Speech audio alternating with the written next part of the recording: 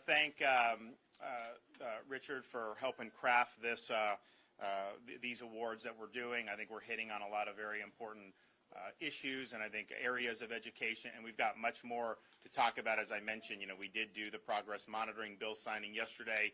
We're going to do a lot to highlight what we've done for teachers, what we've done for other aspects of schools in Florida. I think it's really exciting. It's also actually just as parents, my wife and I were looking at some of the stuff in the legislature. One of the things they did, I think, was about $1.3 billion in tax relief, really targeted to try to combat some of the inflation that we're seeing.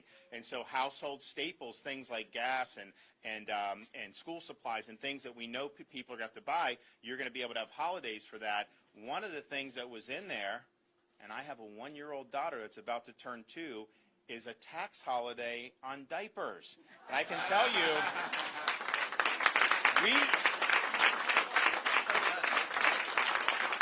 we go through a lot. I mean, it's like my oldest is 5, she's good. My son's about to turn 4, he's good. But, I have the youngest that's about to be 2, and she's very advanced and smart, but we've got a little runway there yet. And so just from a parent's perspective, the schools, people, we tend to think of that, and that's very important. But the ones that aren't school age yet, and this wasn't my idea, so I cannot take credit. They did it and put it in there. And so I know there's a lot of parents of young kids that when that goes into effect on July 1st, are going to be very happy to be able to save. Because, there's certain things when inflation's this bad, maybe you cut back on some certain stuff, but it's kind of hard to cut back on diapers when you got a little one. I mean, that's just the reality of what you have to do. So we're excited about a lot of what's been able to do, and we're excited about today's award. So thanks, everybody, for having me. It's always great to be back in Hialeah, and we were happy to take some questions. Yes, ma'am.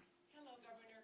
One of the major concerns right now in South Florida is the rising cost of property insurance and rent. The Miami-Dade Commission approved legislation for notification of 60 days, but what can the state do? So here's what I would say. I mean, on the rent, I think in the budget there was, I think, hundreds of millions of dollars for assistance for people that particularly with dislocations for COVID, and so that's in there. There's also, I think, fully funding for what we've promised for affordable housing. But if you look at what's happening, general inflation is causing all this stuff to go up. I mean, it's not like this is happening in a vacuum. You also had the CDC basically had a moratorium so that if people really didn't have to pay rent, and I'm not saying people here weren't, I mean, some may not have been, but what's happening is now all these people that own these properties are charging more to make up for what was there. Biden was warned about this. He was told that this was going to happen, and they had to take it all the way to the Supreme Court to be able to do. Then you also have the issue where there's a lot of demand to live in Florida. Rents are going up all across the country, but in a place like South Florida, this is kind of the center of the universe right now. We've never had a situation where so many people, when they're fed up for all the nonsense they're dealing with in other parts of the country, heck, even other parts of the world, the number one place they think to come now is South Florida, Miami. And so there's just a lot of demand. So we've provided a lot of support for those issues, and I think that will probably help some. I think you do just need to be able, in some of these local governments, they'll talk about, hey, the price of rent is going up, but then they don't let new construction happen the way they do. You have to increase the housing stock in the state of Florida. Some of that will be apartments that may be more affordable, but we also need more single-family homes. I mean, there's families that want to come that are feeling this pinch too.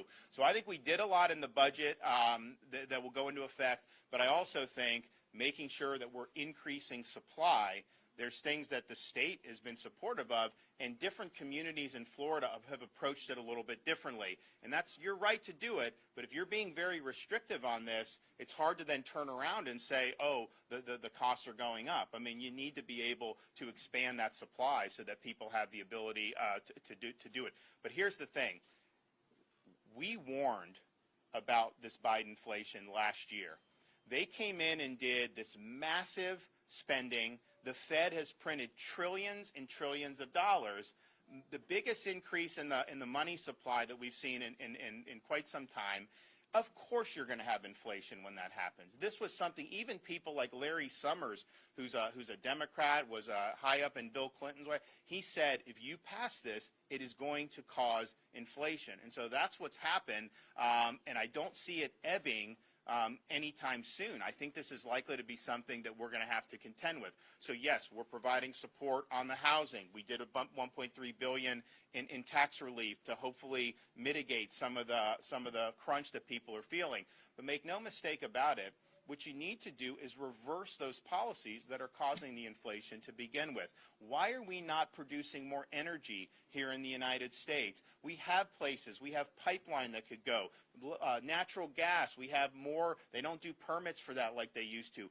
Anwar up in Alaska. There's more oil and gas up there than in Saudi Arabia. It's a massive, massive opportunity. And basically, from the time Biden's come in, he said no, no, no. Well, of course that's going to cause, and it's not just fuel prices. When energy prices are going up the way they are, that permeates the entire economy. It's more important to transport. It's transport goods, create goods. Everything is permeated by that, and it helps contribute to rising prices. And so let's do what we can at the federal level to reverse some of the policies that have caused this, and let's try to give people relief throughout our economy. And if they did that, it would make a really significant difference. They have not shown an inclination to do that. What I can tell you this, though, you refuse to do energy in the United States, and then you're going to go down hat in hand to Maduro to try to beg for oil down there?